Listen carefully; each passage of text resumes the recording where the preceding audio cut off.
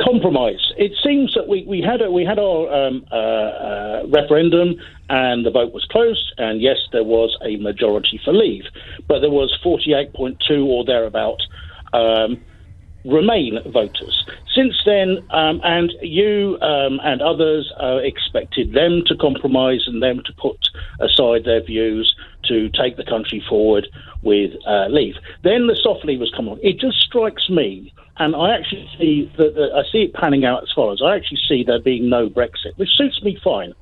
But the reason I see there being no Brexit is the only group of people who have not compromised all the way along have been the ultra-leaver, the WTO group, who have sought out, almost with a religious fanaticism, their intention to have this purity of a total clean break Brexit, which, by the by, the whole prospect of clean break Brexit is an absolute nonsense.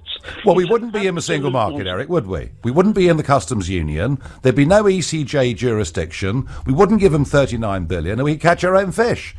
Yeah, what happens next week? Well, I'm just telling you, that's where we'd be. It's cloud cuckoo land, Nigel. It isn't. Eric, come on. There are lots of independent countries around the world, about 180 of them. Yes, but they don't sit next door to 28 other ones. Is that really, in a modern global economy, is that really relevant? In a modern global economy where we are having, and we will have increasingly, issues with transportation around the planet for ecological reasons, and that we are not going to be in a trading group with the people that live next door to us. But that's not the point. My point bringing up... Eric, I've always wanted... I've always, Eric, wanted to be in a trading bloc, all right? I've always wanted to be... Let me finish this point. I've always wanted... Let me finish my point. Hang on, for 25 years, I've campaigned for us to have a free trade deal, all right? I've wanted that as somebody that came into politics from business. The problem is, it's just not on offer in the next 20 days, is it?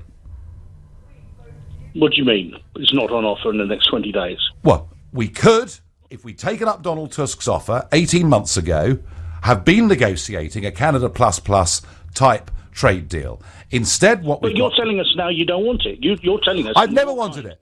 I've never wanted it. I've never wanted it. I've never wanted a new EU treaty. And if the choice before me is a new EU treaty or WTO, I'll go WTO. And I believe with WTO, we've got a great platform to negotiate, not just with Brussels, but many other parts of the world. That's my view, and I can't see what's wrong with that position. What factual evidence have you got to support that view?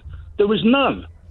Well, I've got factual evidence that there are countries out there, like tiny, tiddly countries like Singapore, etc., who are able on their own. You're going to insult the Singaporeans now.